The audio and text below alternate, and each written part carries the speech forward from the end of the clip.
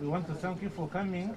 Last week, health workers under the umbrella body, the Uganda Medical Association, threatened to let down their tools and take industrial action after their 90 days ultimatum elapsed without government fulfilling their demands.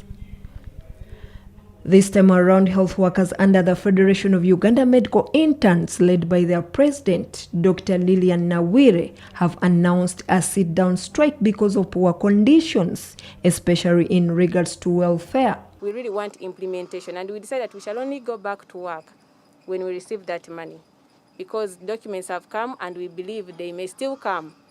But what proof do we have that it will change the history that has always been there? As medical interns countrywide, we remain very dedicated to serving our country. We still are very dedicated to offering our services 24/7, and we are not complaining. However, we believe that addressing our welfare issues will be a very great motivation to us to even offer the best.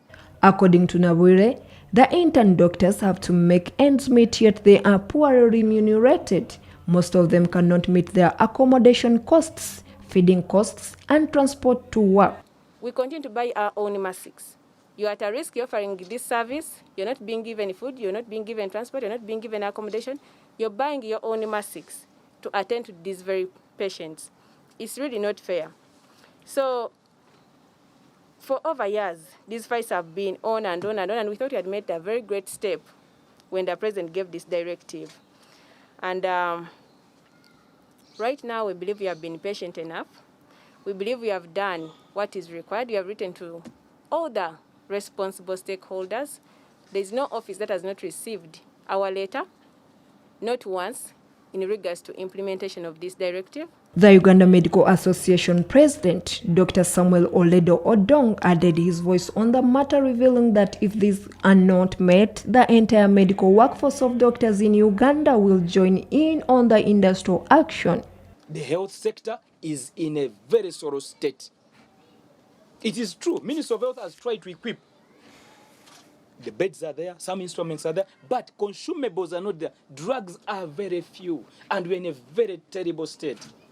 So what we are asking for, you improve the working conditions of doctors. Honor the welfare of doctors. If the presidential directive was 2.5 million for doctors, for interns, give it to them. Because it is what they use to give a service. If it is 5 million shillings for a medical officer, give it to them.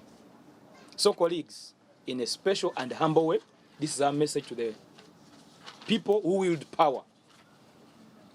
And if this is not addressed, for sure, we shall have a fully blown instruction for all doctors in the whole country. The doctors also warned members of parliament against trying to politicize the matter. To the fellow MPs, how would you feel? Because COVID has taught us a lesson that the only place you go to get health services is within your country. Borders were closed, no MP was allowed to fly out of the country. Why don't you get involved in bettering the health sector? Why don't we are tired of going to hospitals and there's nothing to use. I was in Chirudu. Doctors are using one glove to see a patient. Can you believe that?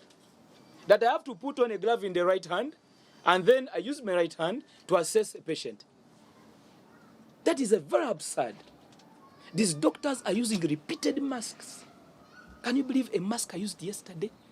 Some of the demands that doctors are making include provision of essential drugs in government hospitals and personal protective equipment to reduce on the suffering of patients and to enable them become effective while executing their duties. Shamim Natewa, CTV, PM Edition.